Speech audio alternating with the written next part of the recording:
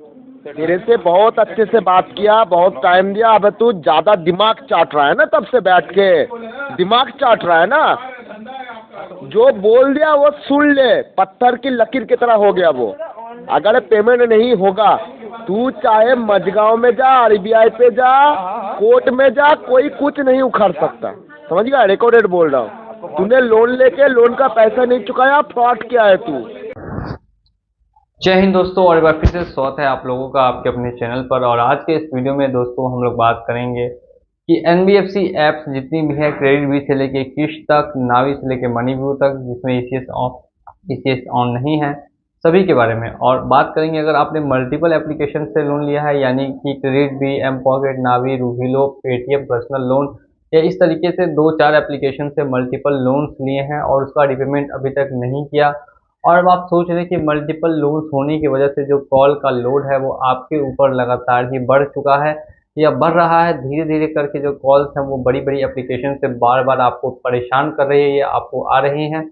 तो क्या इस स्थिति में कॉल को इग्नोर करना सही रहेगा कि नहीं रहेगा? क्या कॉल को इग्नोर किया जा सकता है? क्या कॉल को ब्लॉक की जा सकती है? या फिर जो सबसे ज़्यादा क्वेश्चन अभी पूछा जा रहा है, ट्रेंडिंग में है, वो है कि क्या सिम को बंद कर सकते हैं? ये काफ़ी लोगों का क्वेश्चन है और इसका आंसर आज के इस वीडियो में आपको दोस्तों मिलेगा कि क्या सही रहेगा और क्या गलत। तो एक बार फिर से स्वागत करूंगा मैं आप लोगों का आपके अपने चैनल पर। और अगर आपने अभी तक चैनल को सब्सक्राइब नहीं किया है तो जल्द से जल्द जाके चैनल को सब्सक्राइब करके बेल आइकन को प्रेस कर दें। मल्टीपल ऐप से लोन का मतलब है, फॉर एग्जांपल मैं बता दूं कि नावी से 50,000, मनी व्यू से 50,000, क्रेडिट बी से 30,000, एम पॉकेट से 10,000, और इस तरीके से 4-5 एप्लीकेशन से टोटल 1-1.5 लाख रुपए का लोन हो चुका है। अब इस कंडीशन में यहाँ पर दोस्तों आप लोगों के पास दो ऑप्शन है। सबसे पहला ऑप्शन है कि आप डेली डेली कॉल रिसीव करें और उनको जवाब दें, और दूसरा ऑप्शन ये है कि आप कॉल को रिसीव ना करें और उनको कोई भी आंसर ना दें।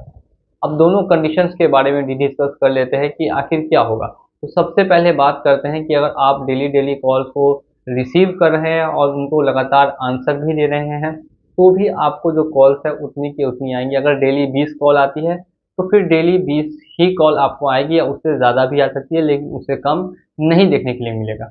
और ऐसा 99% केसेस में दोस्तों हुआ है। और इससे क्या होगा कि जो आपके ऊपर प्रेशर है वो कॉल करके और ज़्यादा इंक्रीज किया जाएगा।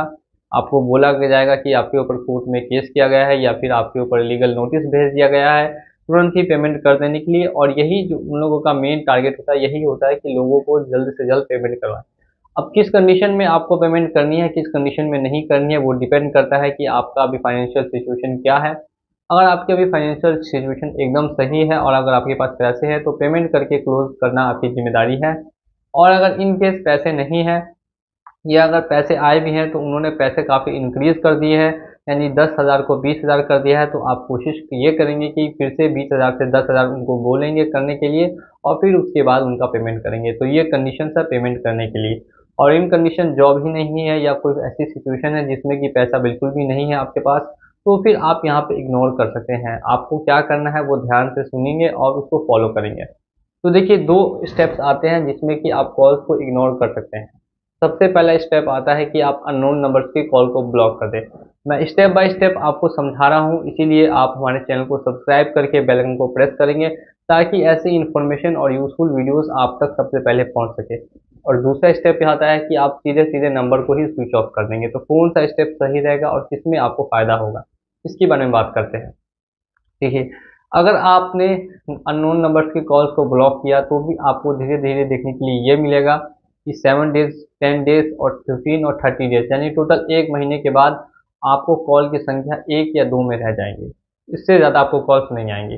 वो भी कॉल ऑटोमेटिकली ब्लॉक होंगी और जो कॉन्टैक्ट्स आपने सेव किए हैं वो सभी कॉल्स आपको आ सकते हैं। लेकिन आपको मैसेजेस आएंगे।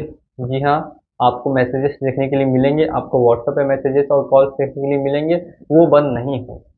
अब नेक्स्ट कंडीशन के बारे में बात करते हैं जिसमें कि नंबर ही को स्विच ऑफ कर लिया जाए या नंबर ही को बंद कर दिया जाए। ऐसे कंडीशन में क्या हो सकता है? देखिए, अगर आपने नंबर हमेशा के लिए बंद करवा दिया तो फिर दिक्कत ये होगी कि आप अगर दोबारा पेमेंट करना भी चाहेंगे तो कर नहीं पाएंगे, क्योंकि नंबर तो अब हमेशा के लिए बंद हो चुका है। तो कभी भी नंबर हमेशा के लिए बंद करवाना सही ऑप्शन नहीं माना जाता है। और दूसरी बात अगर हम लोग करें कि अगर नंबर आपको स्विच ऑफ करना है 1 या 2 महीने के लिए, तो वो इस कंडीशन में कर सकते हैं कि आपके ऊपर मेंटल काफ़ी ज़्यादा प्रेशर बन चुका है और अब आप और ज़्यादा इसको नहीं झेल पा रहे हैं, तब आप ऐसी कंडीशन में बिल्कुल ही नंबर को स्विच ऑफ कर सकते हैं 1 और 2 मंथ्स के लिए। और उसके बाद अगर आप दोबारा से ऑन करेंगे तो कुछ कुछ मैसेजेस और कॉल्स आपको आएंगे, लेकिन ज़्यादा नहीं रहेंगे, कम रहेंगे, क्योंकि मल्टीपल ऐप्स का यही सबसे बड़ा दोस्तों नुकसान होता है कि जो कॉल्स की संख्या है वो सभी एप्लीकेशन से आती है, तो आदमी परेशान हो जाता है, मेंटली हरास हो जाता है। तो ऐसी कंडीशंस में आपको क्या करना चाहिए, तो मैंने बता दिया। नंबर को स्विच ऑफ कर सकते हैं 1 to 2 मंथ्स के लिए, या फिर दूसरा है कि आप अननोन नंबर की कॉल्स को ब्लॉक कर सकते हैं। ये दोनों ऑप्शंस आपके पास अवेलेबल हो जाते हैं। अब नेक्स्ट हम लोग बात करते हैं इससे आपके ऊपर क्या प्रभाव पड़ेगा, कंपनी फिर क्या करेगी। देखिए, इससे दोस्तों आपके ऊपर सीधा सीधा सिर्फ एक प्रभाव पड़ेगा, जो आपका सिविल है वो हिट होगा और सिविल को लो कर दिया जाएगा। नेक्स्ट अगर बात करें तो कंपनी क्या एक्शन ले सकती है, तो दोस्तों अगर कंपनी के रिकवरी एजेंट्स आपके घर के आसपास है तो वो रिकवरी एजेंट्स आप तक रीच कर सकते हैं, पहुंच सकते हैं। लेकिन ये कोई दोस्तों बड़ी दिक्कत नहीं है। रिकवरी एजेंट्स को कैसे हैंडल करना है, कैसे मैनेज करना है, इस पे लगभग 100 से भी ज़्यादा वीडियोस मेरे चैनल पे ऑलरेडी हैं और आप उसको जाकर वॉच कर सकते हैं। मैंने हर वीडियो में आपको समझाया हुआ है 1 to 1 स्टेप बाय स्टेप कि कैसे हैंडल करना है, क्या बातें करनी है, कैसे रिकवरी एजेंट दोबारा घर पे नहीं आते हैं। तो ये कोई बड़ी प्रॉब्लम नहीं है। अब बात करते हैं कोर्ट वगैरह की और पुलिस वगैरह की, तो दोस्तों ऐसा कोई भी एक्शन आपके ऊपर नहीं लिया जाएगा, ये 100% दोस्तों गारंटी है। और इसके साथ साथ ही पर्सनल लोन है, तो इसमें आपका सिविल ज़्यादा से ज़्यादा हिट होगा और सिविल को ये लोग लो करने की कोशिश करेंगे। इससे ज़्यादा आपको और बिल्कुल भी टेंशन नहीं लेना है। अगर आपको सिविल की कोई भी चिंता नहीं है तो आप बिल्कुल भी प्रेशर मत लीजिए अपने ऊपर। जो आप अपना वर्क है मेन, उस पर फोकस कीजिए और जल्द से जल्द आप अपनी कंडीशन से रिकवर करने की कोशिश करें। मैं शुभकामनाएं देता हूँ आप